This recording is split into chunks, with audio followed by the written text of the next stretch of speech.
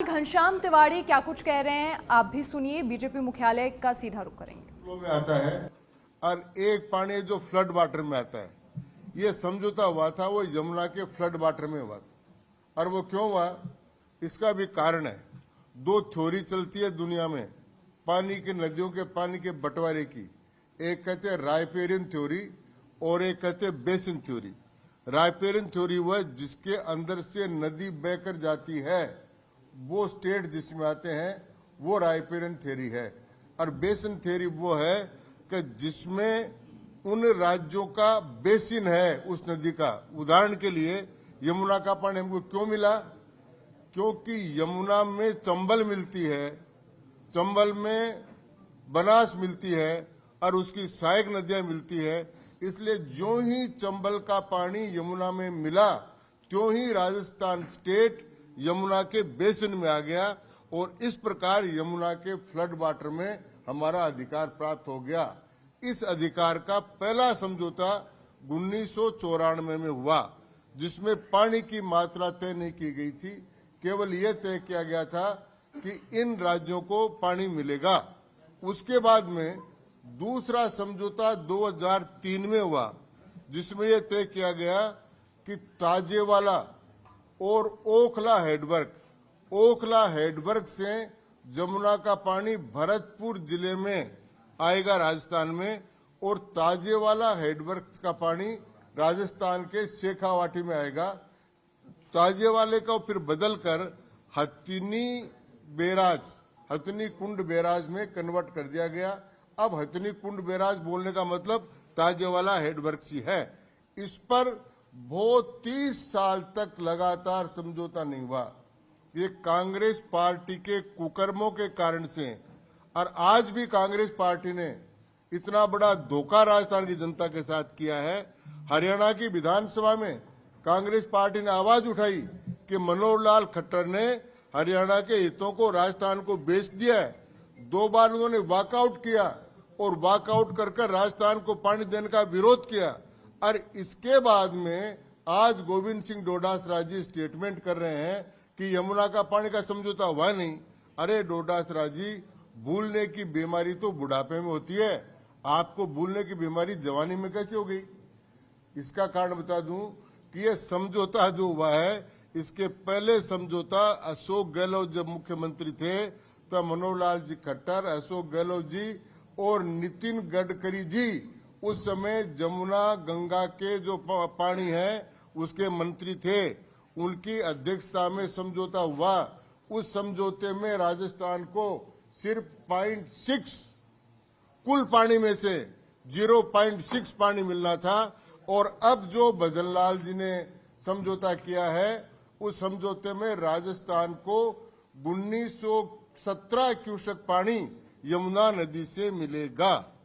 अब ये जो पानी मिलेगा वो पानी फ्लड वाटर होगा और इसके लिए 3 डैम बनाए जाएंगे। उन 3 डैमों का नाम है, एक का लखवाड़ा, एक का रेणुकाजी, एक का किसाऊ। इन 3 स्थानों पर हरियाणा में डैम बनेगा और ये राजस्थान को पानी आएगा।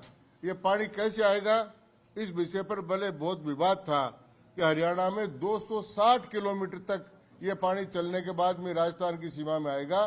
तो 260 किलोमीटर हरियाणा सरकार यहाँ पर नहर बनाने के लिए तैयार नहीं थी, इसलिए पानी नहीं आ रहा था।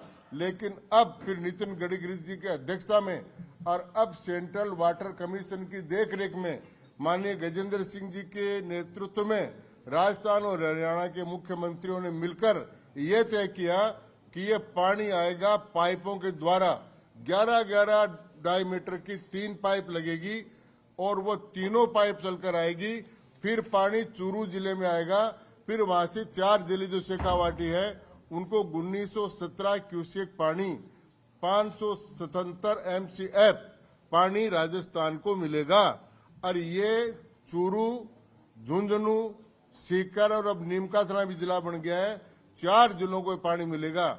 अब मैं कहना चाहता हूं कि ये जो पानी का समझौता हुआ था, कह लेते हैं ये भजनलाल जी कह रहे, भैया देखो आप कमाया कामड़ा, दही ने दीजिए दोष।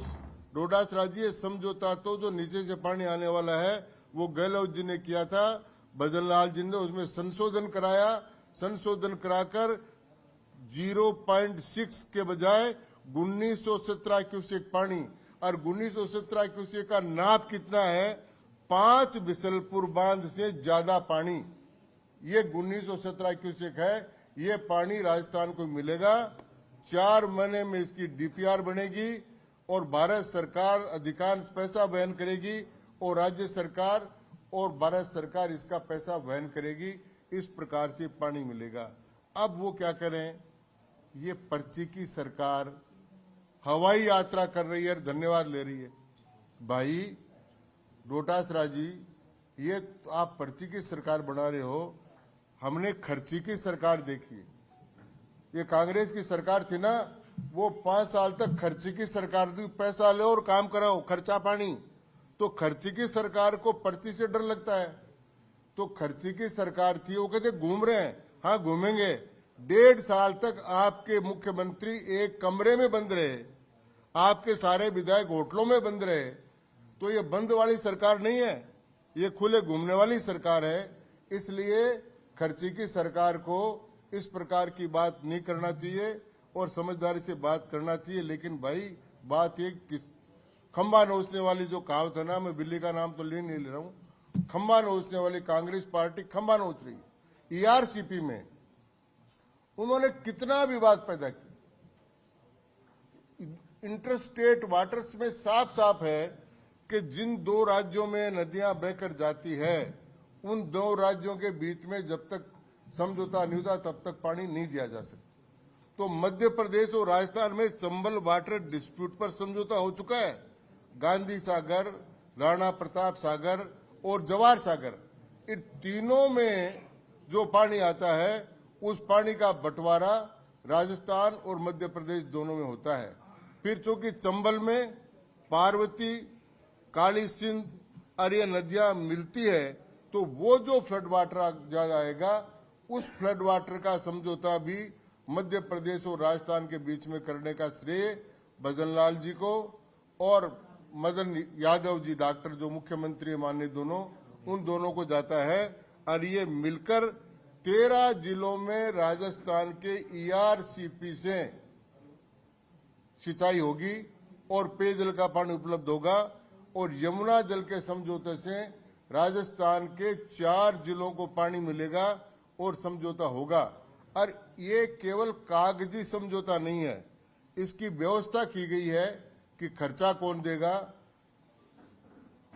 पाइपलाइन कहां से आएगी। और किसानों को इस बात के लिए राजी किया हरियाणा सरकार ने कि पाइप जमीन के नीचे से आएगी, आपको जमीन का मुआवजा भी मिलेगा और उसके ऊपर आप खेती भी कर सकोगे। जैसे गैस की पाइपलाइन जाती है